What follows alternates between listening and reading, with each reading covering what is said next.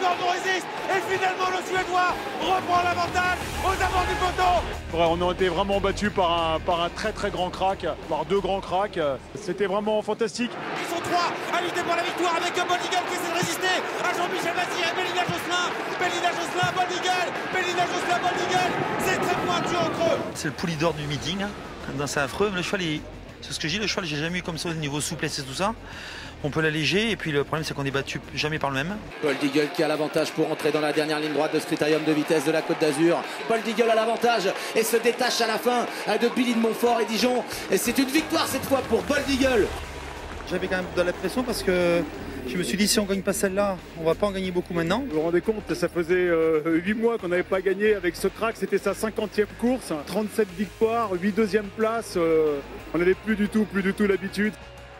Et c'est parti pour la première batterie de l'Elite Lob. Départ canon pour le numéro 5 Bold Eagle. Oh, Dream Moko au galop. Alors que Maori Time a pris un départ volant également. L'Australienne, le départ est repris apparemment. Aïe aïe aïe aïe aïe aïe aïe. Imaginez dans quel état doivent être Pierre Pilarski, Sébastien Garato, tout l'entourage. Allez petit bonhomme, il faut rester calme. Bold Eagle qui... Et il passe un sale quart d'heure, Franck Niva. Oh, Maori Time au galop. Maori Time, la jument australienne qui disparaît sur une grande faute. Bold Eagle qui sprinte bien pour revenir aux avant-postes avec Lionel. Avec Dream Moko qui contre également côté corde. Volstead est là. Elle est devant Raja Space. Oh, Bold Eagle au galop. Bold Eagle au galop dans le premier tournant. Ah, le scénario cauchemar. Je suis pas sûr qu'on soit fait pour revenir ici.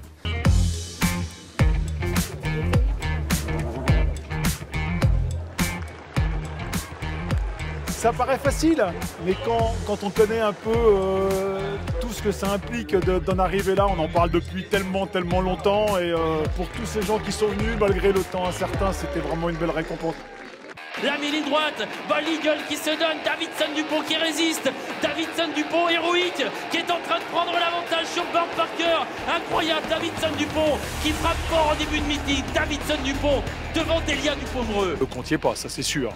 Après, j'ose plus dire grand chose parce qu'à chaque fois que je dis que je suis déçu de mon cheval, on me dit que je suis un enfant gâté. Bon, on est déçu, hein, on peut être que déçu. Moi, apparemment, il a peut-être eu un petit souci de santé la semaine d'avant. On va dire, j'ai pas voulu ameuter le quartier. C'est un problème qu'on a réglé assez rapide. Il a eu comme un gros hématome qui est venu au niveau de sous la rotule, entre la rotule et le géré. Bold Eagle en dehors qui accélère. Derrière les premiers, Bird Parker avec Usa Josselin, Charlie Dunoyer et Cash Gamble. Ah, il est coincé un peu piégé en épaisseur pour l'instant, Bold Eagle, car on lui résiste avec Traders. Bold Eagle qui tente vraiment d'accélérer dans la dernière ligne droite du prix du Bourbonnais. Bold Eagle face à Bird Parker et Delia Dupomereux qui sprint à l'extérieur et qui prend l'avantage. On est beaucoup trop loin, on attaque beaucoup trop loin. Il est tout seul en haut de la montée, contré en plus en haut de la montée, donc après c'est raide quoi. Et Bold Eagle qui se décale maintenant à 200 mètres du poteau. Bold Eagle qui accélère, qui va venir lutter avec le Cara Williams et Ready Express à la corde. Bold Eagle qui va essayer de prendre l'avantage. Ready Express à la corde qui essaie de résister. Mais Bold Eagle aujourd'hui est le plus fort. Il renoue avec la victoire à un mois du prix d'Amérique. Mais bon, on est content, voilà, on a remis les points de valeur, on est très content. Mais bon, le chat était bien, l'autre jour il courait quand même pas mal, hein, même si je suis venu un peu tôt, au moins ça l'a ouvert, ça avait peut-être pas fait de mal.